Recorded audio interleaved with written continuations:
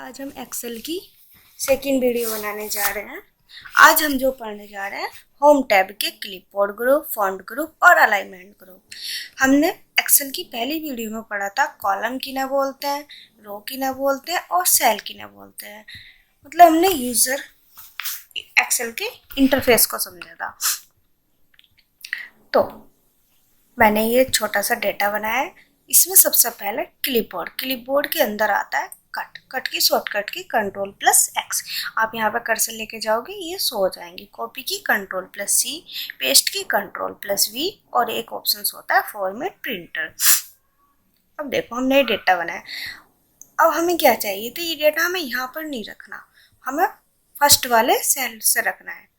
मतलब A1 cell का नाम है फर्स्ट वाले। तो आप क्या करोगे, पहले तो डेटा सिलेक्ट करोगे। डेटा सिलेक्ट करने के लिए Ctrl+A बटन प्रेस करते हैं। तो हमने किया Ctrl+A। पहला करेंगे इसको कट की शॉर्टकट की क्या होती है Ctrl+X। यहीं से प्रेस करेंगे Ctrl+X और जहाँ पे आपको डेटा रखना है वहाँ पर कर्सर रखोगे। और पेस्ट की शॉर्टकट की होती है Ctrl+B। यहाँ से प्रेस कर देंगे, ये हमारा पेस्ट हो गया। अगर मान लेते इसी की आपको कॉपी बनानी है तो आप Ctrl+C से कॉपी करोगे और Ctrl+V से पेस्ट कर दोगे। इस तरह से कॉपी पेस्ट हो जाता है। अब अभी हम फॉर्मेट प्रिंटर भी पढ़ेंगे। पहले हम फॉन्ट ग्रुप में थोड़ा पढ़ ले रहे हैं। जैसे हमने यहाँ से सिलेक्ट किया, आप यहाँ से फॉन्ट चेंज कर सकते हैं, आपको जोन से भी रखना है। इस तरह से साइज मिनिमम 8 होता है, बाय डिफॉल्ट 11 होता है और मैक्सिमम 72 होता है। आप यहाँ से भी इंक्रीज डिक्रीज कर सकते हैं जितना भी करना चाहें। वर्ड करने की शॉर्टकट की Ctrl+V। इससे क्या होता है थोड़ा डार्क हो जाता है। इस तरह से इटैलिक करना है तो Ctrl+I, अंडरलाइन की Ctrl+U। आप डबल अंडरलाइन भी कर सकते हैं, ये ऑप्शंस। यदि आपको कलर देना है तो इस तरह से कलर भी दे सकते हैं। अब मान लेते हैं अब हमें फॉर्मेट प्रिंटर का यूज़ करना है। अब हमने इस वाले रो में काफ़ी सारी फॉर्मेटिंग कर दी, हम चाहते हैं हम इस पर भी अप्लाई करें। तो अब हमें याद नहीं रहा, मान लेते हैं कि हमने करा क्या था। तो आप क्या करोगे, जिस पे फॉर्मेटिंग अप्लाई की वहाँ पर कर्सर रखोगे, फॉर्मेट प्रिंटर को सिलेक्ट करोगे और इस तरह से ड्रैग ड्रॉप कर दोगे माउस से। आप इस तरह कर सकते हैं। पहले जैसे करना है सिंपल, तो आप ब्लैंक सेल में जहाँ पर फॉर्मेटिंग नहीं है वहाँ पर कर्सर रखोगे, फॉर्मेट प्रिंटर को सिलेक्ट करोगे और इस तरह से ड्रैग ड्रॉप कर दोगे। जैसा था वैसी का वैसी हो जाएगा। अब आता है बॉर्डर। अब आपको बॉर्डर लगाना है। जैसे बॉटम में बॉर्डर चाहिए तो क्लिक कर दोगे, बॉटम में बॉर्डर आ गया। इस तरह से आपको टॉप में चाहिए तो टॉप में आ जाएगा, लेफ्ट में चाहिए तो लेफ्ट में आ जाएगा। इस तरह से आप एक का करके सारे ऑप्शंस करके देख लेंगे। जैसे ऑल बॉर्डर चाहिए, आउटसाइड बॉर्डर चाहिए, थिक बॉर्डर, टॉप बॉर्डर, आप लगा के देखोगे सारे अप्लाई हो जाएंगे। ड्रॉ बॉर्डर क्या होता है, इस पर क्लिक कर देना है। हम खुद से इस तरह से ड्रॉ कर सकते हैं। इससे अगला ऑप्शन दे रखा है ड्रॉ बॉर्डर ग्रिड। आप ग्रिड के साथ बॉर्डर कर सकते हैं। इरेज बॉर्डर, इरेज कर सकते हैं बॉर्डर को। लाइन कलर, किस कलर का बॉर्डर चाहिए तो आप इस तरह से कलर भी चूज करके बॉर्डर कर सकते हैं। लाइन स्टाइल, आपको किस स्टाइल में बॉर्डर चाहिए इस तरह से आप दे सकते हैं।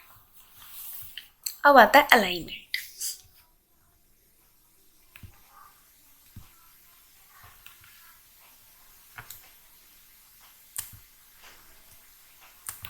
आप यहाँ से जहाँ पे भी रखना चाहते हैं, लेफ्ट राइट सेंटर, इस तरह से रख सकते हैं जहाँ पे भी आपको रखना है।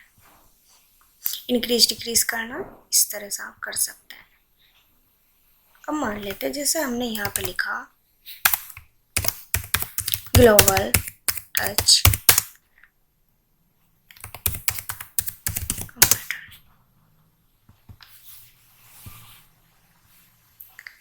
अब देखो यहाँ पे फिट नहीं बैठ रहा था, ये हमारा टेक्स्ट इस तरह से था। तो आप क्या करोगे, G और H के बीच में डबल क्लिक कर देंगे।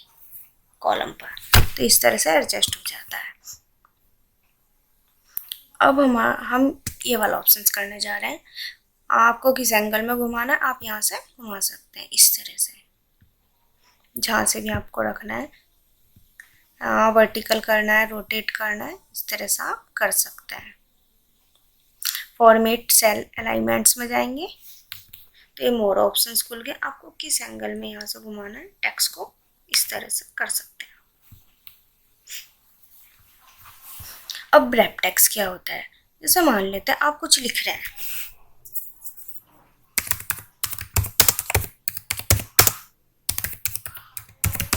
अब यहाँ आपका टेक्स्ट क्या हो रहा है, आगे जा रहा है।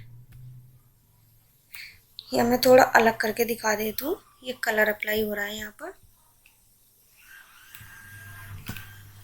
जैसे हमने लिखा global touch computer institute,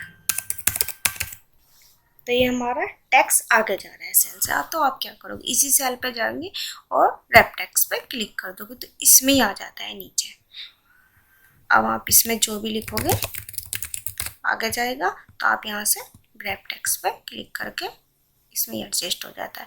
merge and centre क्या होता है, जैसे मान लेते हैं आपको ये सेल को मर्ज करना है इनको, तो आप यहाँ से मर्ज एंड सेंटर कर सकते हैं। अब आप जो भी लिखोगे इसमें सेंटर से लिखा जाएगा। जैसे हमने यहाँ लिख दिया मार्कशीट,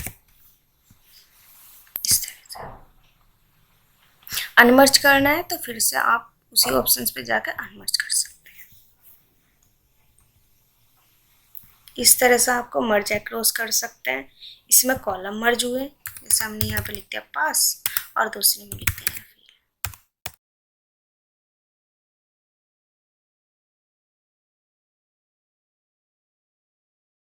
आपको अनमर्ज करना है।